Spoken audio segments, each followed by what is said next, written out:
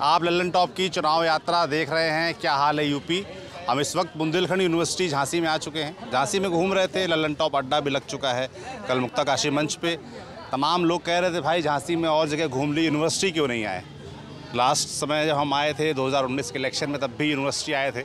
एक बार फिर हम बुंदेलखंड यूनिवर्सिटी आ चुके हैं और इस समय एक कैफेटेरिया इलाका है बुंदेलखंड यूनिवर्सिटी का, यहाँ पर खड़े हैं। तो हम छात्र हमारे साथ यहाँ पर खड़े हैं, बातचीत हो रही है। तो चलिए, जो बातचीत कर रहे थे हमने कहा आप लोग भी सुने क्या बुंदेलखंड यूनिवर्सिटी में चल रहा है। चुनाव भी करीब हैं। चुनाव तो खैर हर 5 साल में आते हैं, हर 5 साल के हर साल कोई ना कोई चुनाव होता है, वो सब ठीक है। यूनिवर्सिटी के क्या मुद्दे हैं ये समझते हैं। यहाँ हमारे साथ कुछ छात्र हैं। क्या नाम दोस्त? हर्षित विमल, एग्रीकल्चर डिपार्टमेंट लास्ट। हाँ हर्षित। एग्रीकल्चर पढ़ाई? हाँ एग्रीकल्चर। एग्रीकल्चर में पढ़ाई में एग्रीकल्चर में यही खेतों वगैरह में जो होता है, एक तो बेसिकली प्राइमरी जो होता है वो उसका साइंटिफिकली जितना हम ऊपर जा सकते हैं, जो कुछ भी कर सकते हैं, लाइक साइंटिफिकली। हाँ साइंटिफिकली रॉकेट के थ्रू जाना? रॉकेट नहीं, उनमें जेनेटिक चेंजेस क्या कर सकते हैं, ये सब कुछ मॉलिक्यूलर चेंज क्या कर सकते हैं। बाकी किस तरह से हम क्या काफ़ी ऑर्गेनिक। बचपन में हम लोग को बहुत सारी चीज़ें पढ़ाई जाती थी ना, फिजिक्स में, केमिस्ट्री में। अब दिमाग में आता है वो सब चीज़ें कहाँ काम आती। तो ये जो 12th के बाद की पढ़ाई, तमाम कोर्सेज हैं, आपका एग्रीकल्चर कोर्स है, इसमें कुछ काम का होता है, प्रैक्टिकल की चीज़ें होती हैं? सभी कुछ काम का है। ये एग्रीकल्चर से सबकी नीड है।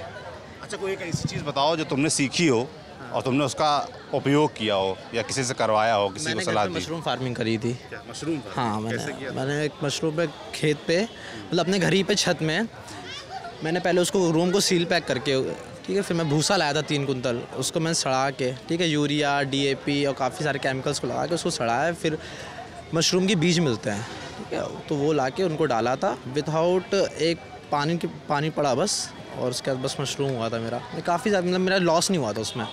60-70,000 लगाया था मैंने, उससे मेरे को 89,000 मिल गया था। अच्छा। हाँ, घर पे मशरूम की? हाँ घर पे किए थे मैंने। घर पे जगह पे की थी मैंने? हुआ 50 गज। 50 गज?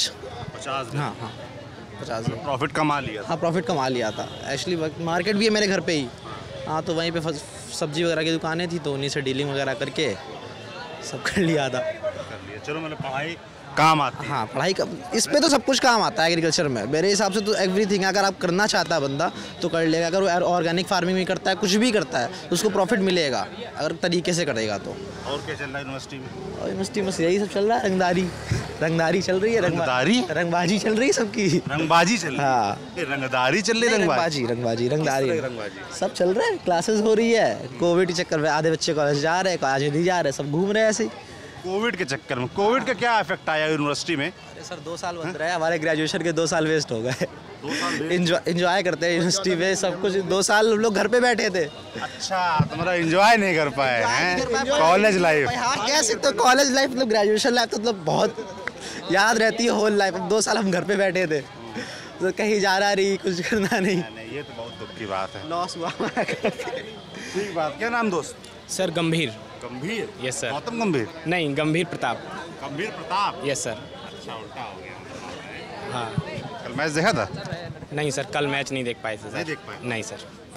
कल यार मैच देखा कि नहीं तुम लोगों ने? देखा? क्या लगा? सर कल का मैच तो सर हमें लगा इंडिया ओवर कॉन्फिडेंस आ गई थी, इसी कारण कल हार गई। Over confidence? Yes sir. Toss ने काफ़ी इंपॉर्टेंट फैक्टर प्ले किया है। टॉस? हाँ, बिकॉज उसके बाद after the first inning due बहुत, दोस्त? प्रशांत नाम है मेरा। हाँ, ड्यू आ गई थी काफ़ी ज़्यादा, तो उस वजह से बॉल को सीम करना, ग्रिप करना थोड़ा प्रॉब्लम। बुंदेलखंड यूनिवर्सिटी के क्रिकेट एक्सपर्ट? नहीं सर। खेलते हैं क्रिकेट? हाँ सर, खेला है थोड़ा सा, बट अभी तो नहीं खेलता हूँ। अभी मैं MSc फर्स्ट ईयर का स्टूडेंट हूँ यहाँ पे बुंदेलखंड यूनिवर्सिटी में। एक इससे एफिलेटेड कॉलेज है, विपिन बिहारी डिग्री कॉलेज। हाँ, वो झांसी का सबसे पुराना कॉलेज है। और इंफ्रास्ट्रक्चर के रूप में अगर की बात करूँ तो वहाँ पे बहुत कम है, बट कॉलेज बहुत अच्छा है। वहाँ के टीचर्स बहुत अच्छे हैं। लैब वगैरह उतनी अच्छी अभी नहीं है, और मैं ऑन कैमरा इसलिए बोल रहा हूँ, मैं चाहता था कि आप लोग वहाँ पे विजिट करें और वहाँ पे जाके देखें एक्चुअली, क्योंकि ये यूनिवर्सिटी है, यहाँ पे फैसिलिटी होगी है ना, बेसिक फैसिलिटी, जो इसके अलावा और कोई कॉलेज नहीं है। अगर हम बात करें, ये कॉलेज है, और यहाँ पे जो कोर्सेज होते हैं वो सेल्फ फंडेड होते हैं, मतलब उनकी फ़ीस 30,000 35,000 के आसपास होती है, तो जो कि एक प्राइवेट यूनिवर्सिटी में भी होती है। DU की अगर हम बात करते हैं, फ़ीस होती है 15,000 के आसपास, अगर हम पोस्ट ग्रेजुएशन की बात करते हैं। और यहाँ पे जो फीस है वो 26,000 है मास्टर्स की फ़ीस। और अगर आप विपिन बिहारी डिग्री कॉलेज की बात करते हैं तो वहाँ फीस 2,000 के आसपास है। बट वहाँ का इंफ्रास्ट्रक्चर बिल्कुल बहुत बेकार है, बहुत बेकार तो नहीं कहूँगा, बहुत कम अच्छा है, और जो वो उसको डेवलपमेंट की बहुत ज़्यादा ज़रूरत है। एक्चुअली मैं कहूँगा वहाँ पे आप जाके देखेंगे क्लासेस वही 60 साल पुरानी, और वहाँ पे बल्ब लगे हुए हैं। आप अगर आप विजिट करेंगे तो वहाँ आज भी बल्ब लगे हुए हैं। बच्चे गलत, सरकार तो इतना सस्ता LED बांट रही है, इतना योजनाएं चल रही है। ये वहाँ की स्थिति काफ़ी ख़राब है, और मैं चाहता हूँ कि अगर आपके पास टाइम हो तो आप वहाँ पे जाके देखें। बाकी यूनिवर्सिटी की बात करें तो यूनिवर्सिटी में तो चीज़ें काफ़ी हद तक फिर भी ठीक हैं, लेकिन और भी जो बच्चे हैं जो नहीं यहाँ एडमिशन ले सकते, यहाँ वही बच्चे एडमिशन ले सकते हैं जो ठीक ठाक वेल बीइंग फैमिली से बिलोंग करते हैं, जो 26, 30, 35,000 पे कर सकते हैं। बाकी जो और भी बच्चे हैं जो नहीं पे कर सकते हैं, मेनली हम लोगों को उनको देखना है। फीस ज़्यादा हमें हमारा, हाँ, बाकी गवर्नमेंट का काम होना चाहिए इंक्लूसिवनेस। हमारा काम है, जो बच्चे तो चलिए आ गए हमारे साथ में, उनको तो ठीक है, जो बच्चे सबसे पीछे हैं हमें उनको मेन स्ट्रीम में लेकर आना है, उनको बराबर से पार्टिसिपेशन देना है। एजुकेशन हो चाहे आप पॉलिटिकली बात करें, दोनों ही तौर पे। सर पत्रकारिता के विभाग में सर, क्या नाम है अपना? सक्षम तिवारी सर। मैं सर पत्रकारिता विभाग का स्टूडेंट हूँ। सर पत्रकारिता विभाग, पत्रकारिता पढ़ाई है, क्या पढ़ाया जाता है पत्रकारिता में? सर बेसिकली सर अलग अलग इलेक्ट्रॉनिक मीडिया, प्रिंट मीडिया के अकॉर्डिंग पढ़ाया जाता है सर। तो सर ये देखा गया कि जैसे बाकी कॉलेजेस हैं, जो बच्चे DU में, अधिकतर बच्चों का सपना DU में रहने का रहता है कि DU में पढ़ाई में हमें एडमिशन मिल जाए, पर कम परसेंटेज के अकॉर्डिंग वहाँ जो परसेंटेज क्राइटेरिया है उसके अकॉर्डिंग एडमिशन नहीं मिल पाता है। तो सर पिछले यहाँ 2-2.5 साल से मैं यहाँ पर हूँ, और जैसे जो स्टूडियो रहता है या पत्रकारिता का डिपार्टमेंट रहता है, वो बच्चों को प्रिंट में बाहर विजिट कराने ले जाता है। तो सर यहाँ वैसी फैसिलिटी नहीं है बाकी, क्योंकि अगर जो छोटे स्तर का बच्चा आ रहा है या चिरगाँव से या देहात से बच्चा आ रहा है, वो फीस तो पूरी दे रहा है 20,000 रुपये, पर उसको वैसी फैसिलिटी नहीं मिल पा रही। फैसिलिटी होनी चाहिए सर कम से कम स्टूडियो होना चाहिए, और कम से कम हर 3 महीने में सेमिनार होने चाहिए कि बाहर से कंपनियां आएँ और बच्चों को ट्रेनिंग दें, कि बच्चों को ये लगे कि हाँ हमें भी अच्छी एजुकेशन मिल रही है। एजुकेशन सर, थ्योरिकल एजुकेशन तो बहुत अच्छी है, पर सर प्रैक्टिकल के नाम पर सर नहीं है यहाँ कुछ प्रैक्टिकल। मतलब बच्चा अगर अपने हिसाब से अगर खुद मेहनत करके खुद कंपनियाँ ढूंढ के वो करेगा तो उसको जॉब मिल जाएगी, वो अपना इंटर्नशिप कर सकता है। बाकी कंपनियाँ नहीं आती हैं सर, कंपनियाँ नहीं आती, प्लेसमेंट के लिए कंपनी नहीं। हमारे जो विभाग के प्रोफेसर वगैरह हैं, जो टीचर विभागाध्यक्ष होंगे, प्रयास नहीं करते कुछ? सर जाते नहीं उनके पास पूछने? सर प्रयास यही करते हैं, पर उनका ये जवाब रहता है कि सर ऊपर से आदेश जितना उनको, मतलब उनकी जितनी लिमिट है वो ये कर देते हैं कि हम आपको या तो प्रिंट में आपको कभी मतलब मौका दे देंगे, जैसे अमर उजाला हो गया, दैनिक जागरण हो गया। पर सर जिन बच्चों को इलेक्ट्रॉनिक मीडिया में इंटरेस्ट है सर, उनके लिए कोई प्लेटफॉर्म ही नहीं है सर। कैमरे में आने का मौका नहीं मिला? नहीं सर, ऐसा कुछ नहीं है। क्यों नहीं है? नहीं आना चाहते हो कैमरे पे? सर कैमरे में आने का मतलब सर, क्योंकि एक प्लेटफॉर्म नहीं होता सर, अलग अलग रेडियो RJ रहते हैं, किसी को RJ बनना है, किसी को सर फिल्म प्रोडक्शन में जाना है। पर सर अगर हम ये समझें कि एक थ्योरिकल पढ़ाई करके ही हम सब चीज़ कर लेंगे तो वो चीज़ नहीं हो पाएगी ना सर, क्योंकि जब तक आप फील्ड में प्रैक्टिकल आप नहीं हो, जब तक आप ऑडिशंस नहीं हो रहे हैं आपके, तो आप कैसे कर पाओगे। जैसे अभी 2 मुद्दे सामने निकल कर आए, एक भाई साहब बता रहे थे भी कि जो एफिलिएटेड कॉलेजेस हैं उनमें व्यवस्थाएं ठीक नहीं है। कॉलेज है गवर्नमेंट कॉलेज, साइंस का कॉलेज। आप सोच सकते हैं इतनी झांसी इतनी ज़्यादा पॉपुलेशन है यहाँ की, या तो बच्चा यूनिवर्सिटी में एडमिशन ले या तो वहाँ ले, आप ये समझ लिए। और वहाँ पे जैसे मास्टर्स में 24 सीट्स हैं ओनली, और बच्चे लेते ही हैं एडमिशन, मजबूरी होती है उनकी, कहाँ जाएँ।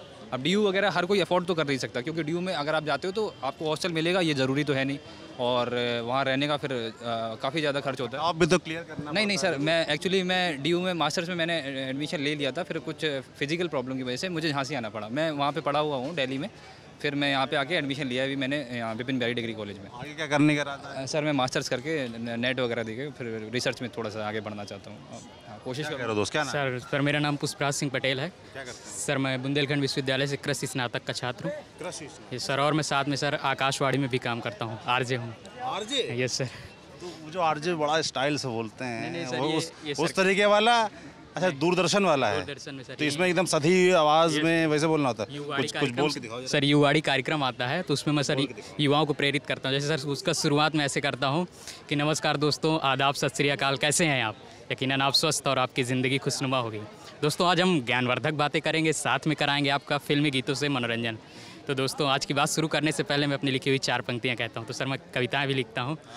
तो सर अगर आपकी ख्वाहिश हो तो अपनी एक लिखी हुई कविता कह भाई हम इसीलिए आए हैं तुम्हारी कविता सुनने, बताओ। तो सर जैसे कि सर आपके ज़िंदगी में और मेरे जितने सारे युवा दोस्त खड़े हैं, तो ज़िंदगी क्या होती है, ज़िंदगी में समस्याएं क्या होती हैं, तो इसके बारे में बताना चाहता हूँ कि ज़िंदगी के अफसाने में कितने फसाने होते हैं। कहीं मंजिल की आस होती है तो कहीं हम जैसे दरिया को किसी सागर की तलाश होती है। पर जो जीते हैं ज़िंदगी को दरिया दिली से ज़िंदगी में उनकी ही पहचान होती है। क्या बात। और सर कहता हूँ कि गम की पतझड़ भी आती है। जीवन में क्या होता है कि गम की पतझड़ भी आती है तो खुशियों की बसंत भी लाती है। हालात और किस्मत भी अपना खूब रंग खिलाती हैं, पर जो करते हैं इन सब का डट कर सामना यारो, ज़िंदगी उसे हर पल जीने का एहसास दिलाती है। बहुत बढ़िया। आखिरी पंक्ति कहता हूँ कि जरा दीजिएगा, आखिरी पंक्ति है। आखिरी पंक्ति कहता हूँ कि जो ज़िंदगी के सफ़र को, मेरे युवा दोस्त तो छोटी छोटी बातों में क्या निराश हो जाते हैं, लेकिन हमें ऐसा नहीं होना चाहिए। जो ज़िंदगी के सफ़र को हम सफ़र बना लेते हैं, वो सारी ऊंचाइयों को कदमों तले ले आते हैं, और जो ज़िंदगी से हार जाते हैं वो अपना अस्तित्व ही ढूंढते रह जाते हैं। बहुत हार्ड। दिलचस्प। 8-9 साल हो गए ये यहीं रुके हुए हैं। आप दिलचस्प भी हैं और साथ ही साथ ये आपके साथी चाहते हैं भैया 8-9 साल हो गए, जाइए कहीं कुछ करिए जाके। क्या कब तक मोटिवेशन देंगे यहाँ पर? क्या नाम है? आज़ाद सिंह यादव नाम है आजाद सिंह जी। तो बुंदेलखंड यूनिवर्सिटी आपसे कब आज़ाद होने वाली? फिलहाल तो अभी तो कोई फिलहाल है नहीं, क्योंकि LLM में एडमिशन ले रहा हूँ। LLM में एडमिशन ले रहा हूँ अभी तो अभी 2 साल तो अभी यूनिवर्सिटी को झेलना ही है हमको। तो अभी LLM में क्या क्या पढ़ चुके भाई? 8-9 साल से क्या किया तुमने? BSc MSc LLB कर चुका हूँ। BSc MSc LLB। BSc मतलब 3 साल, हाँ। MSc 2 साल और 2 साल LLB। 3 साल LLB। चलो 8 साल हो गए हैं। तो यहाँ तुम्हारे जो साथी संगत हैं, जूनियर हैं, शिकायत नहीं करते? बहुत सारी शिकायतें आती हैं। मैंने यहाँ के जो शुरुआत मैंने यहाँ से किया था उसमें और आज की यूनिवर्सिटी में बहुत अंतर हो गया है। आप उठा के देख लिया, एजुकेशन से लेके यहाँ का सिस्टम से लेके सब कुछ बदल चुका है। पूरी तरह बदल चुका क्या है। बदलाव आया बताइए? बदलाव आप देख लीजिए पहले जाके कि यहाँ बच्चों को मैंने देखा जब शुरुआत में आता था कि ड्रेस कोड होता था सबका। 8 साल हो गए तो बच्चे बोल सकते हैं बच्चों को, हैं? ड्रेस कोड होता था सबसे पहले तो, कि हर चीज़ का ड्रेस कोड होना था। सारे बच्चे ड्रेस में आते थे। यहाँ ड्रेस कोड आपको दिखेगा नहीं। ठीक है, सबसे पहली बात तो ये है। गुरु बड़ा हीरो बन के आया हो। नहीं, बता रहा हूँ उस चीज़ के लिए कि जो शुरुआत थी वो समय के साथ सब बदलते हैं, तो हम भी बदल गए हैं। वो चीज़ हम भी नहीं कह सकते कि ज्ञान नहीं दे सकता हूँ। आपको बदल जाना चाहिए भाई, 8 साल हो गए हैं। क्या बदलाव क्या देखा आपने? ये जो बता रहे हैं ना आपके कपड़ा लत्ता वो सब ठीक, बुनियादी क्या बदलाव आए यूनिवर्सिटी में बच्चों के लिए, पढ़ाई के लिए? पढ़ाई का जो लेवल पहले था वो गिर चुका है, ये हकीकत बात है। क्योंकि जहाँ मैंने देखा है कि एक टाइम 38 यूनिवर्सिटी में डिपार्टमेंट हुआ करते थे, आज आपके कम होकर 2 कम हो गए हैं। आप ये बताइए, हम पूछना चाहते हैं कि 38 से आपके 36 कैसे बचे हैं? आपकी जो मेजरमेंट है यूनिवर्सिटी का वो क्या रहा है? आप कहते हैं मैं सुविधाएं दे रहा हूँ, क्या सुविधा दी है आपने? पहली बात तो आप उठा के देखिए, हमारे लॉ डिपार्टमेंट में पिछले 4 साल से जब से मैंने एडमिशन लिया है लॉ में, तब से नीचे वाला वाटर कूलर खराब पड़ा हुआ है। हम लोगों ने हंगामा किया, बोला, टीचर से बोला। हंगामा मतलब दंगा करते हो यूनिवर्सिटी में? सर हंगामा बोल सकते हैं। बच्चे बैठे अनशन पे, बात की HOD से, BC से, सबसे बात की, लेकिन उन्होंने नहीं, उस चीज़ कोई सुनवाई नहीं हुआ। आज भी आप जाइए, वाटर कूलर खराब पड़ा हुआ है। यार हिंदुस्तान में छात्रों ने जो है सरकारें बदल दी। हमको समझ नहीं आता यार, इतनी बड़ी बड़ी यूनिवर्सिटी हैं और छात्र अपने छोटे छोटे अधिकार भी नहीं ले पाते। कारण क्या है? उसका वजह छात्र 8 साल से गुरु बताओ। उसका वजह छात्र संघ है। यहाँ छात्र संघ कोई मोटिव नहीं है। ठीक है, कोई छात्र संघ यहाँ मौजूद भी है तो वो जाना सुनवाई नहीं कर, उनकी चलती नहीं है, उनके लिए बोल नहीं सकते वो, क्योंकि उनको नहीं चलती है। पता नहीं उनका, वो छात्र संघ वाले बता सकते हैं। मैं तो किसी पार्टी से कर क्या है भाई? मतलब समाजवादी पार्टी की सरकार थी, उन्होंने छात्र संघ चुनाव नहीं होने दिए। अब भारतीय जनता पार्टी की सरकार है, वो छात्र संघ चुनाव नहीं होने दे रहे, और दोनों ही युवाओं छात्रों की इतनी बात करते हैं। ABVP और उनका समाजवादी छात्र सभा, बाहर लगी भी है सभा उनकी। कारण क्या है? सर इनका कहीं ना कहीं एक मोटिव ये है कि अगर छात्र संघ बन जाएगा, यहाँ से चुनाव हो जाएगा तो लीडर निकल के आएगा, कोई ना कोई नया लीडर निकल के आएगा। लेकिन जो यहाँ का मोटिव बना रखा है नेताओं ने कि कोई नया लीडर नहीं निकलने देना है हमको। हमारे बच्चे आएंगे, हम विधायक हैं, हमारा लड़का आगे चल के विधायक चुनाव लड़ेगा। अब यहाँ से नया लड़का जो व्यू से निकलेगा वो आगे हकदार हो जाएगा उस सीट पर कहीं ना कहीं। तो ये चीज़ सबसे बड़ा प्लस पॉइंट उनके लिए होता है। कहीं ना कहीं वहाँ क्षेत्रीय राजनीति यहाँ नहीं होने दे रही है सब चीज़ें। मैं खुद देखा हूँ, मैंने खुद प्रयास किया है, बच्चों को लेके सबको एक झंडे के लिए नहीं चलाने प्रयास किया, लेकिन पता चला उन्होंने उस चीज़ को मोटिव पूरा होने ही नहीं दिया है। सबसे बड़ी बात है वो मैनेजमेंट की। सबसे बड़ी बात है थोड़ा ज्यादा उधर काट लो गाड़ी, ऊपर चढ़ा दो। सबसे बड़ी बात यह है कि इन नेताओं की वजह से, लोकल नेताओं की वजह से यहाँ कुछ नहीं हो सकता है। लोकल नेता? हाँ, वो नहीं उठने देंगे भाई किसी को नहीं। ये हमारे समरन भाई हैं, ये एक्टिव हैं ABP के छात्र नेता, अच्छे छात्रों के लिए बहुत काम करते हैं, बहुत काम करते हैं। हमारी कहाँ सरकार है? और किसकी सरकार है? विद्यार्थी परिषद सरकार तो नहीं है, भारतीय जनता पार्टी की सरकार है। विद्यार्थी परिषद जो है उसी के लोग तो जाते हैं भारतीय जनता पार्टी में, क्या संबंध नहीं? चार परिवार अगर हमें अब जैसे मान लीजिए आप कह रहे हैं विद्यार्थी परिषद और बीजेपी एक है, जाने के कारण आप नहीं है, मतलब एक दूसरे के साथ नहीं रहते हैं। सर देखिए क्या है कि जाने के कारण मैं बता दे रहा हूँ ना। अब अगर समझ नहीं आता, कांग्रेस संघ एक तरफ कहेगा कि नहीं हमसे भाजपा से मतलब नहीं, काम पूरा उन्हीं की मदद उन्हीं करेगा, इसी तरह के ABVP वाले कहेंगे हमसे भाजपा से क्या मतलब, काम पूरा आप भाजपा के लिए करेंगे। आप ही के लोग जो है आज सरकार में विधायक बन रहे हैं, मंत्री बन रहे हैं, कल को आपकी भी तैयारी उधर ही की होगी। आपको क्या है कि अगर ऐसा है तो हम कांग्रेस का भी समर्थन करते, अगर 370 हटने का समर्थन करती, 370 हटाने का, अगर राम मंदिर समर्थन करती, विद्यार्थी परिषद ने इन चीज़ों का समर्थन किया, आंदोलन किया 370 के लिए, और भारतीय जनता पार्टी ने इस काम को आगे बढ़ाया और इसको पटल पे लाया, इसलिए विद्यार्थी परिषद उनका समर्थन करते, क्योंकि हमारे विचार उनसे मिलते हैं। हमारा विचार परिवार मान सकते हैं, लेकिन हमारी सरकार नहीं है, विद्यार्थी परिषद सरकार नहीं है। ABP का काम मैं देखा हूँ, बहुत अच्छा काम किया है इन लोगों ने। क्या अच्छा काम किया? आपका खड़ा होना, एक स्टैंड लेने की बात होती है, जैसे मैं कहता हूँ सब लेते हैं स्टैंड लेके बदलाव क्या है? बदलाव देखो, बदलाव तो हम लोग भी नहीं कर पाए, हम लोगों ने बहुत प्रयास किया, सबको इस साल लाने का प्रयास किया, ठीक है। आप आज चल के मेरे साथ देखिए कि हर डिपार्टमेंट के वाटर कूलर खराब पड़े हुए हैं, उनका पानी बह रहा है, क्लासों में सफाई नहीं होती है, आप चल के देख लीजिए। नहीं इसके लिए ज्ञापन दे अभी क्या है कि और इसके लिए क्या है कि सारे डिपार्टमेंट में जो पानी की समस्या है सबका क्या अपना प्रतीक द्विवेदी मेरा नाम है, हर स्तर पे जो बुंदेलखंड विश्वविद्यालय के डिपार्टमेंट है उनमें पानी की समस्या धीरे धीरे खत्म होती चली जा रही है। 36 डिपार्टमेंट में जो भाई ने अभी बताया, ऐसे मैं यूनिवर्सिटी में पानी की समस्या खत्म हुई और ना बुंदेलखंड में पानी की समस्या खत्म हुई। सरकार का पूर्ण प्रयास पानी के लिए है। आप देख रहे हैं जब से मोदी जी की सरकार आई, बुंदेलखंड के लिए जो पैकेज जल की आवश्यकता थी वो कहीं ना कहीं समाधान हर स्तर पर चल रहा है। देखिए तो नहीं बोलते हैं यार, देखिए आप जो प्रयास है पहुंचे घर तक पानी, जो उनका लक्ष्य जब तक लक्ष्य दिया है, साल का लक्ष्य है, 2024 तक का लक्ष्य है, 24 तक पहुंच जाएंगे। जो प्रयास झांसी स्तर पर मैं देख रहा हूं, आप जाइए विश्वविद्यालय के बाहर जाइए, झांसी के बहुत सारे नगर बस्तियों में जाइए, आज भी जल की समस्या का समाधान करने के लिए पूरी टीम प्रयास कर रही है। आए दिन प्रयास भाई, पाइपलाइन डल रही है ना सरकार को आपकी प्रदेश में 5 साल भैया ये भारतीय जनता पार्टी की सरकार, जिसका आप समर्थन करते हैं, जिसके आप तरफदारी कर रहे हैं, अब ठीक है, मैं राष्ट्रवादी मुद्दों की राष्ट्रवादी सरकार, और जी, राष्ट्रवादी सरकार आपके प्रदेश में सरकार है, राष्ट्रवादी सरकार है, 4.5 साल हो गए चुनाव को, 4-5 महीने बचे हैं। बुंदेलखंड के लिए क्या ज़मीन पर क्या काम पहुँचे हैं? अभी भैया देखिए, मैं 18 में पढ़ने आया था आजमगढ़ से यहाँ विश्वविद्यालय में। मैं बीटेक में एडमिशन लिया जब 2018 में, 19 में विद्यार्थी परिषद जुड़ा। उस समय मैं जिस हॉस्टल में रहता तो पानी की व्यवस्था नहीं थी, टैंकर आता था, परंतु आज पाइपलाइन बिछ गई है, वहाँ पानी आता है। मैं 18 में आया तो पानी नहीं था, अब तो बदल गया।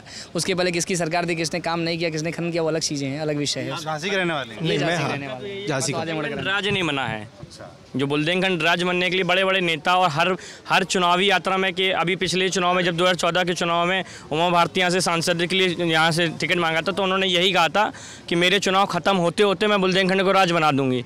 और उन्होंने ये भी कहा था, उनको तो गंगा का वो भी बनाया गया था मंत्री, तो नमामि गंगा का मंत्री, तो ना तो हमारी गंगा साफ हुई है। और सर अगर हमारा कहीं थोड़ा सा आप प्रेजेंट का बता दीजिए ना, अभी भी सर किसान बैठे ही है, अभी भी किसान बैठे ही हैं, और उनका मुद्दा यही है कि बुंदेलखंड राज्य बनना चाहिए। पर आपको एक्चुअल पता है कि समस्या क्या है किसानों के साथ, एक्चुअल समस्या का तो आपको ज्ञान है ना? नहीं गलत बात। आपको ज्ञान है? नहीं आप ये पत्रकारिता में ये गलत मुद्दे ये कर रहे हैं। उमा भारती का जो आप बताए नमामि गंगे का विषय है, देखिए बहुत सारे विषय, अगर मैं अच्छी बात है, क्या बुरा है कोई कहे? आज सबसे बड़ी समस्या पता क्या है, लोगों को ज़मीनी स्तर पे पता होता नहीं है किसी चीज़ का। मैं ये बोलना चाहता हूँ ना, मुझे ये पता है किसान बिल पे क्यों विरोध हो रहा है, क्योंकि हमें पढ़ना ही नहीं है किसान बिल। हमें तो ये पता है कि विरोध करना है, सबसे बड़ी बात है। आप पढ़िए, पढ़ने के बाद उसका सारांश भाई विरोध करिए। मैं पढ़ रहा हूँ, मैंने नहीं पढ़ा है, तो मैं तो नहीं कह रहा हूँ कि विरोध करना है। जब मैं पढ़ूंगा नहीं तो उस चीज़ विरोध कैसे करूँगा? किसान है, हाँ भाई, किसान का लड़का हूँ तो किसान ही होगा। क्यों नहीं पढ़ा बिल? देखिए अभी मैं स्टूडेंट हूँ, तो मैं इस चीज़ में मुद्दे पे नहीं आना चाहता। मैं अपनी यूनिवर्सिटी भैया, आप उस चीज़ की जो है पैरोकारी कर रहे हो, ये होना चाहिए नहीं होना चाहिए? मैं पैरोकारी नहीं, पढ़ा आपने है नहीं। मैं पैरोकारी नहीं कर रहा हूँ, आप गलत ले रहे हैं। मैं ये कह रहा हूँ कि पढ़ा नहीं है, उस चीज़ के बारे में आप कैसे बोल सकते हैं, मैं ये बोल रहा हूँ। दूसरी, आपको कैसे पता कि वहाँ जो लोग बैठे हैं, किसान आंदोलन में बैठे हैं लोग, उन्होंने नहीं पढ़ा है? उनकी बात ही नहीं हो रही। या किसकी बात कर रहे हैं आप? हम तो यहाँ के जो मोटिव लोगों की बात कर रहे हैं। आप सौरभ भाई अभी BU आए हैं, यूनिवर्सिटी आप आए हैं, आप यूनिवर्सिटी की समस्याओं को सुनने आए हैं ना, तो वो उस पर बात करते हैं ना, उस टॉपिक पे बात करते हैं कि मैं यूनिवर्सिटी की समस्या सुना रहा हूँ। एजुकेशन का सिस्टम गिर चुका है आपका BU का, ठीक है, प्लेसमेंट का सिस्टम गिर चुका है आपका बीयू का, ठीक है, और फीस बढ़ा दी है आपने। किस बेसिक पे बढ़ाई? आपको पता है कोरोना टाइम चल रहा है, बच्चों के अफोर्ड नहीं कर पाएंगे। मैं भी एक किसान फैमिली से बिलोंग करता हूँ, मुझे ही पता है कि किस सिचुएशन से मेरे पापा कमा के देते हैं मुझको। इस ऐसी सारी चीज़ें, बच्चे बहुत सारे यहाँ पड़े हुए हैं जिनको अफोर्ड करना मुश्किल होता है, ठीक है। आप हॉस्टल अलर्ट नहीं करा पा रहे हैं बच्चों को, हॉस्टल में मैथ्स नहीं चल रहा है बच्चों के हॉस्टल में। आप क्या कर रही है बीयू? क्या प्रशासन है आपका? एबीवीपी क्या कर रहा है? विद्यार्थी परिषद हर विद्यार्थी नहीं लगा है, पूर्णतः हर प्रयास के लिए विद्यार्थी परिषद खड़ा है। प्रत्येक हॉस्टलों में पानी की व्यवस्था नहीं थी। आप girls hostel, Jhalkari Bai girls hostel, Samta girls hostel, इतनी सारी समस्याएं एक बातों को क्लियर कर रहा हूँ। समता, झलकारी, इनमें समस्याएं दूर होगी। अभी जैसे फीस को लेकर के इन्होंने विषय बताया, अभी फीस पिछले वर्ष बढ़ी थी कोरोना में, तो जिन डिपार्टमेंट की 50% ज़्यादा बढ़ी थी उसको हमने कम करा लिया विद्यार्थी परिषद ने। आप चाहे तो चेक कर सकते हैं दोबारा कि फीस कम हो गई। दूसरी बात, उसके बाद जो कह रहे हैं फीस को लेकर, अभी जो बच्चे ये समस्या आ रही थी कोरोना फीस नहीं भर सकता है, तो अभी विद्यार्थी परिषद ने एक माननीय मुख्यमंत्री को भी ज्ञापन भेजा और विश्वविद्यालय से भी बात की, तो जो बच्चों की फीस 26,000 ज़्यादा है वो 2 इंस्टॉलमेंट में फीस भर सकते हैं। उनको भी ये अभी दिला दिया गया, नोटिस जारी हो गया विश्वविद्यालय की तरफ से। सब लोगों ने, छात्रों ने पढ़ा भी होगा, मैं स्टेटस भी लगाया था उसको, तो ये मांग तो हम कर ही रहे। उसके बाद अभी आप 5500 रुपये आप किस चीज़ के ले रहे हैं? हमें यहाँ बीयू अभी तक जवाब नहीं दे पाया। 55 से सीट लॉक कर रहे हैं आप। यहाँ कहते हैं कि SC वालों से हम 200 रुपये फीस लेंगे, बकाया स्कॉलरशिप पे है उनका। फिर ये 5500 रुपये SC वालों से किस बात के लिए जाते हैं? यूनिवर्सिटीज़ का जवाब नहीं देती है। हम पूछने भी गए, उन्होंने नहीं बताया उसका। कह रहे बेटा सीट लॉक है। इनसे मैं पूछना चाहूँगा, हमारे साथी भी हैं, मित्र भी हैं, इस चीज़ का आंसर मुझे मिल जाएगा, ठीक है। ये बच्चे प्रयास किया है, ज्ञापन भेज क्या है सीट लॉक फीस क्या है? 5500 रुपये, जिससे भी विश्वविद्यालय जो सब ये क्या है कि अपना क्या कहते हैं उसको, सेल्फ फाइनेंस है विश्वविद्यालय। तो इसमें क्या कि फीस जो बच्चे एडमिशन लेते हैं, चले जाते हैं एडमिशन लेकर के, तो अभी क्या 250 फीस थी 80 कैटेगरी के बच्चों की, परंतु अभी उसको 5500 कर दिया, सीट लॉक की फीस कर दी है। तो जब उनकी स्कॉलरशिप आएगी तो जैसे उनको फीस पूरी भरनी, जैसे बीटेक में 67,000 फीस 67,000 भरनी होती थी, तो अब 5500 उसमें से माइनस हो जाएगी, बाकी फीस भरनी होगी उनको स्कॉलरशिप में। तो उनके 5500 तो ऐसे ही बच गए जेब में, वो जात रही है। वो केवल 5500 इसलिए ले रही है ताकि बच्चा छोड़ के ना चले, क्योंकि स्कॉलरशिप लेने के बाद बच्चा यूनिवर्सिटी छोड़ के चला जाता था। अभी 168 लोग।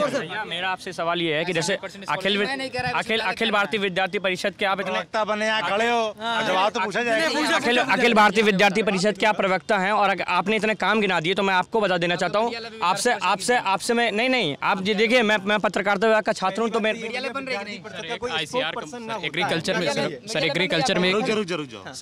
में एक ICR का मुद्दा है सर। जैसे कि हम एग्रीकल्चर के छात्र हैं, तो सर जो ये ICR से यहाँ मान्यता नहीं प्राप्त है सर। जो यहाँ के बच्चे BSc MSc करते हैं वो अच्छी जगह एडमिशन नहीं ले सकते, जैसे कि ICR हो गया, ये केंद्रीय कृषि विश्वविद्यालय सर, क्योंकि लोग सर ये एक्रीडेशन नहीं करवा पाए आज तक सर, जिससे कि सर यहाँ के बच्चों का भविष्य अंधकारमय में सर जा रहा है।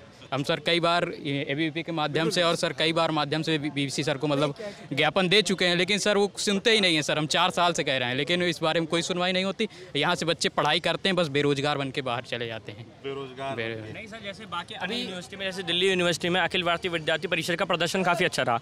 वहाँ से जो पहले वाइस प्रेसिडेंट थे शक्ति सिंह, अब वो प्रेसिडेंट बने, और अभी हाल ही में राष्ट्रीय कार्यकारिणी सदस्य में भी है युवा मोर्चा के में, अगर मैं गलत नहीं हूँ तो, है ना।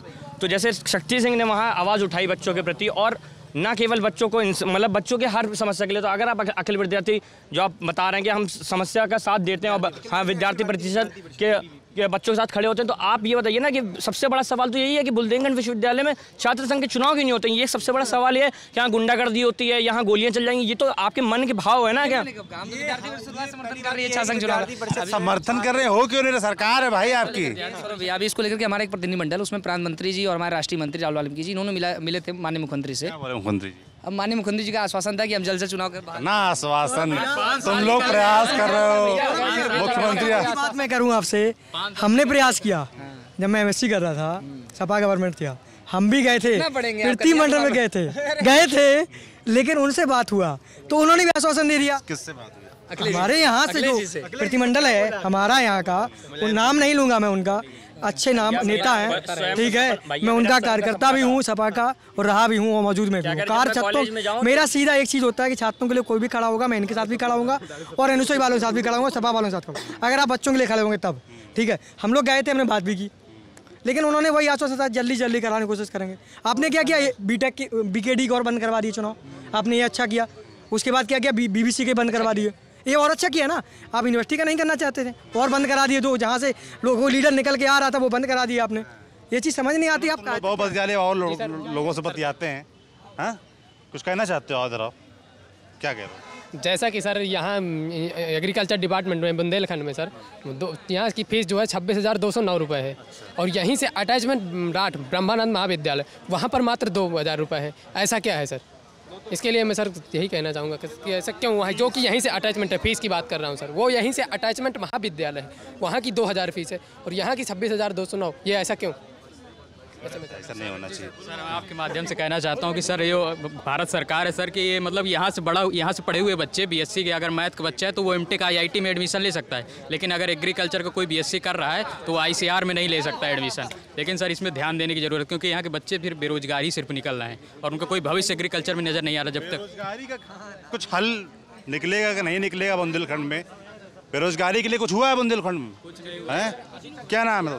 अतुल ठाकुर। क्या करते हैं अतुल? हम यहाँ से मास कम्युनिकेशन फाइनल ईयर है। पत्रकारिता की पढ़ाई कर रहे हैं। जी जी। बुंदेलखंड में बेरोजगारी दूर हो उसके लिए क्या काम हुए हैं? हो ही नहीं रहा काम। इधर किसानन में अलग विधि और कछू में अलग विधि। काम नहीं कर रहे। क्या होना चाहिए? युवाओं और शिक्षित लोगों के लिए काम ही नहीं हो रहा। और का युवाओं के लिए काम नहीं हो रहा? बिल्कुल नहीं। क्या होना चाहिए भाई? वो निकलो, वैकेंसी निकालो। वैकेंसी बिजनेस क्या बोले तुम? डिफेंस कॉरिडोर आ गया, अब धीरे धीरे डेवलप होएगा झांसी भी। जॉब तो मिल रहे आएगा। हुआ उसमें अभी तक? अभी थोड़ा काम चल रहा है उस पर। जमीन वगैरह मतलब हो गई है उसकी। क्या होगा फिर वहाँ? बनेगा, फिर वैकेंसी वगैरह निकलेंगी, धीरे धीरे डेवलप बनेगा। बताओ तो बनेगा। वो सरकार बनाएगी, मोदी सरकार बनाएगी। हाँ पक्का बनाएगी। कब तक बनाएगी? उसके लिए थोड़ा रोजगार कब से मिलना शुरू होगा? समय लगेगा उसमें। तो 10 साल गुजर गए, आज तक अभी रोजगार नहीं मिला। हमारे युवा भटक रहे हैं और आत्महत्या का आप रेशियो सर उठा के देख लीजिए, आत्महत्या का रेशियो भी युवाओं में बढ़ रहा है सर। ये होता है कि डेट भी हो गई, बीच में खड़े खड़े का कछु नहीं हो रहा। विकास तो बस अखिलेश करा नहीं, विकास मेन चीज़ सर बेरोजगारी का एक ही सर निकल सकता है रास्ता कि सर जो ये यूनिवर्सिटियों में है सर इनको व्यवसाय के द्वारा भी जोड़ा जाए सर। जैसे सर मेरा एग्रीकल्चर डिपार्टमेंट है तो इसमें ऐसी कंपनियां सर लाई जाएँ जो व्यवसाय करती हैं। जैसे बड़ी बड़ी कंपनियां जैसे सर एग्रो है, एग्रो से रिलेटेड है सर, वो बनाती है। तो सर बच्चों के अंदर जो सर वो एक निकले कि हाँ हम बिजनेसमैन भी बनना चाहते हैं, क्योंकि आजकल हम देख रहे हैं कि युवाओं में बस कहते हैं सरकारी नौकरी पा गए तो हमारी ज़िंदगी सफल है। लेकिन जब उनको पता चलेगा कि नहीं बिजनेस से भी हम बहुत ऊंचाइयों में जा सकते हैं, देश दुनिया में नाम कमा सकते हैं, लेकिन सरकार का इस ओर कोई ध्यान ही नहीं है। सबसे बड़ी गलती है। जैसे बोलना चाहूँगा सौरभ भाई, आज से 4 साल 2012 में जब गवर्नमेंट थी कांग्रेस की, उन्होंने आपको झांसी को दिया था डिफेंस कॉरिडोर। आपको भी याद होगा, सबको याद है। डिफेंस कॉरिडोर दिया गया था, उसमें जो किसानों की ज़मीन ली गई उन्होंने आधी अलर्ट कर ली, आधी छोड़ दी है। उनका अभी तक कोई मुद्दा नहीं उठाया है। अब वो किसान बेचारे क्या करें, ये चीज़ मैं सरकार से पूछना चाहता हूँ। आपने पिछले 8 सालों में काम किया है, 9 सालों में उस पर कोई काम किया है? आपने नहीं किया है। आप आधी ज़मीन लेके बैठ गए हैं, आधी पे रोक लगा दी है कि आप कुछ कर नहीं सकते हैं। किसान बेचारे क्या कर रहे हैं, बैठे हैं आराम से कि चलो आप पैसा दे रहे हैं, हमारे लिए 1 लाख लोगों को रोज़गार दे रहे हैं। काम आज 9 सालों में कुछ नहीं हुआ है। अब आप सोचिए ना सरकार का कितना ढीला रवैया है इस चीज़ पे। आप कहते हैं कि बुंदेलखंड में इतना तगड़ा मैं डिफेंस कॉरिडोर दे रहा हूँ कि 1 लाख लोगों को रोज़गार दूंगा, अभी तक नहीं दिया। उसको लेकर अभी तक कोई मोटिव नहीं आया आपका। 9 साल हो गए हैं। कम से कम आप 9 साल में इतना कर सकते थे कि आज 20,000 लड़के तो आप वहाँ जॉब कर रहे होते। कम से कम इतना तो होता, आपका कुछ काम तो होता धरातल पे। कोई काम नहीं किया आपने। आप कह रहे थे कि आपको लिए हम डैम बनवा रहे हैं, आप जाके देख लीजिए हमारे क्षेत्र में डैम का काम लगा हुआ था। पिछले 4 साल से बीजेपी सरकार आई जब से काम बंद है। क्यों बंद है, इसका कारण नहीं बता सकते हैं? मोदी सरकार 10 साल पहले गई थी, अच्छे दिन आएंगे, आज तक आ ही नहीं पाए। सर महंगाई तो ऐसा है कि बिजली के बिल बढ़ते ही चले जा रहे हैं, पेट्रोल के दाम आप सभी देख ही रहे हैं। तो मोदी सरकार के अच्छे दिन कब आएंगे वो मोदी जी भी नहीं जानते। नहीं तो आप लोग वोट देते हो तो ये सब मुद्दे क्या दिमाग में रहते हैं? किन मुद्दों पर वोट देते हैं? मेरा सर एक ही मुद्दा है। अभी फिलहाल में आपने डिफेंस कॉरिडोर के लिए बोला बुंदेलखंड सबसे पिछड़ा हुआ है, आपको पता हुआ है। आपने कहा मैं बुंदेलखंड दे रहा हूँ, डिफेंस कॉरिडोर आपको दे रहा हूँ, आपके बुंदेलखंड के 1 लाख लड़कों को लगाऊंगा। खत्म बात। चलो ठीक है भैया, आपको वोट दे दिया। आपने क्या किया, 9 साल में धरातल पे नहीं आया उस चीज़ को। एक आश्वासन और दिया आपने, फिर दे दिया। चलो अब आप तो करेंगे ना कुछ, अभी भी आपने कुछ नहीं किया है। आपने उल्टा क्या किया, योगी सरकार आई, जो डैम बन रहा था हम किसानों के लिए, वहाँ की सुविधाओं के लिए, वो डैम बंद करा दिया। पिछले 4 साल से उसे काम बंद है। आप जाके देखिए, पिछले 4 साल से काम बंद है। आप कहते हो उसमें घोटाला हो रहा था। अब भाई 2 साल में घोटाला क्लियर कर लेते, किसका हो रहा था? कोई गिरफ्तारी आपने नहीं कर पाई अभी तक। आपने उस चीज़ का कोई निवारण नहीं निकाल पाया, कहाँ घोटाला कर रहा था, कौन कर रहा था। आपने क्या किया, काम बंद करा दिया। आज पता है सर, वो हो जाने से बिजली आपूर्ति आपकी होनी थी, उससे ही उसमें कोयला नहीं लगना था। वो जो डैम बन रहा है उसमें डायरेक्ट टर्मिनल के तौर पे जो नई बिजली तकनीक उसमें उत्पादन होना था, उससे आपका कम से कम 5 जिले को बिजली देने का उसमें योजना थी, साथ में 2 जिलों को पानी देने की योजना थी। उसमें आपने क्या किया, वो काम बंद करा दिया। क्या चाहते हैं, मतलब सरकार क्या चाहती है? ये किसानों को हम ऐसे ही रोड पे छोड़ रहे हैं? क्या चाहती बताओ? वही तो मैं पूछना चाहता हूँ सरकार को आपके माध्यम से, जो आपके प्रतिनिधि नेता बैठे हुए हैं, वोट मांगने पहुँच जाते हैं। एक मुद्दा सौरभ भाई एक और मेरे दिमाग में आया, आपने कहा कि आपसे मैं पूछना जरूर चाहूँगा कि उस मैटर में आज 2 साल हो गए पुष्पेंद्र यादव को मरे हुए। मेरे गाँव का लड़का था, मेरे गाँव का था, मेरा साथी था, मेरे साथ पढ़ने वाला। आपने कहा उसका एनकाउंटर किया है। आप सौरभ भाई कौन से लॉ में लिखा हुआ है कि 302 उसके ऊपर नहीं लगा उसका एनकाउंटर कर देंगे आप? हमें ये बता दीजिए, कौन सा लॉ कहता है कि 302 के पहले उसका एनकाउंटर हो जाएगा? वो पुष्पन भाई, वो विद्यालय की बात खत्म हो गई। वो हमारे यहाँ बेरोजगारी का आप मुद्दे हैं। बुंदेलखंड विश्वविद्यालय बेरोजगारी, बुंदेलखंड विश्वविद्यालय परिसर में आके अगर छात्रों की समस्याओं पे बात करें, जो उनके मुद्दे हैं, सबसे बड़ा मुद्दा विश्वविद्यालय में, मैं यहाँ का छात्र नेता हूँ, मुझे पता है, छात्रवृत्ति का समस्या बहुत बड़ी समस्या है। छात्रवृत्ति के फॉर्म पिछले वर्ष ऐसा हुआ कि 4000 विद्यार्थियों बुंदेलखंड विश्वविद्यालय ने विश्वविद्यालय स्तर से भेजे ही नहीं। जब विद्यार्थी परिषद को इस बात का पता चला तो हम लोगों ने आंदोलन किया और 4000 फॉर्म विद्यार्थियों के समय रहते चले गए। साइट दोबारा खोलनी पड़ी। विद्यार्थी परिषद बहुत अच्छा काम कर रहा है, सब ठीक बात है। ये बताओ बेरोजगारी दूर करने के लिए बुंदेलखंड में क्या हुआ है अभी तक, क्या प्रयास किया? देखिए बुंदेलखंड प्रयास नहीं, जमीन पर क्या होता है? ज़मीन पे एक्चुअली में क्या है कि सारे स्टूडेंट, सबके नॉलेज में एक चीज़ भर रखी कि सरकारी नौकरी, बहुत सारे प्राइवेट जॉब आए, उसके लिए क्या किया गया? देखिए बुंदेलखंड विश्वविद्यालय स्तर पर, डिपार्टमेंट के स्तर पर हर 3-4 महीने में, मैं फूड टेक का विद्यार्थी हूँ, मेरे यहाँ स्वयं SK कटियार साहब रहे हैं, हर 3 महीने के अंदर सेमिनार, प्लेसमेंट का काम बुंदेलखंड विश्वविद्यालय में अगर फूड टेक का डिपार्टमेंट रहा हो तो सबसे ज़्यादा प्लेसमेंट अगर किसी विद्यार्थी के हुए हैं तो फूड टेक से हुए। तो ऐसे सारे मुद्दों के लिए हमारा डिपार्टमेंट और सारे डिपार्टमेंटों के जो HOD हैं सब प्रयास करते हैं कि उनके द्वारा पढ़ा हुआ विद्यार्थी अच्छी जगह प्लेस। हमारे सर डिपार्टमेंट में नहीं हुआ ऐसा कुछ सर, हमारे डिपार्टमेंट ABVP वाले जहाँ पढ़ते हैं सब हो जाता है। नहीं सर, अभी इनका सर, इनकी हर जगह अपनी बड़ाई करना तो इनकी आदत है। हाँ सर, हमारे बीच के लोग हैं यार, बोलने दीजिए जॉन, जिसको बोलना है बोलने दीजिए, क्योंकि देखिए जहाँ काम होगा वहाँ ये कर रहे हैं, ठीक है, लेकिन इनके हाथ में नहीं होता, इनके हाथ में नहीं होता। हमें पता है कि मैं ज्ञापन दे के जाऊँगा, मेरे हाथ में कुछ नहीं होना है। यूनिवर्सिटी जो प्रशासन है उसके हाथ में है, वो करना नहीं चाहता। आप बच्चों के लिए आप ये बता दीजिए, बीटेक डिपार्टमेंट में जब से ये आए हैं इनसे पूछे कितनी बार प्लेसमेंट हुआ है बीटेक में? एग्रीकल्चर का बता अभी तक मैं सर, जैसा कि मैं सर 4th ईयर का भी स्टूडेंट हूँ, यहाँ से मेरी BCA एग्रीकल्चर फाइनल है। आज तक सर यहाँ पे अभी एक भी कोई कंपनी एग्रीकल्चर की कोई भी प्लेसमेंट करने नहीं आई है। जैसा कि अरे सर यहाँ कोई नहीं कह रही है, कौन कह रहा है? मैं ये पूछना चाहता हूँ, मैं देख रहा हूँ कोई कंपनी नहीं आ रही है, क्यों नहीं आ रही है? कोई कंपनी क्यों नहीं आ रही? आपका इंटरेस्ट नहीं है? BBA डिपार्टमेंट, MBA डिपार्टमेंट में आप टूरिज्म जाके देख लीजिए, उनको सेमिनार नहीं कराया जा रहे हैं। आपका क्या मतलब? ऐसे निकल के जाएंगे बच्चे आपके? नेताजी आइए, ऐसे निकल के जाएंगे आपके?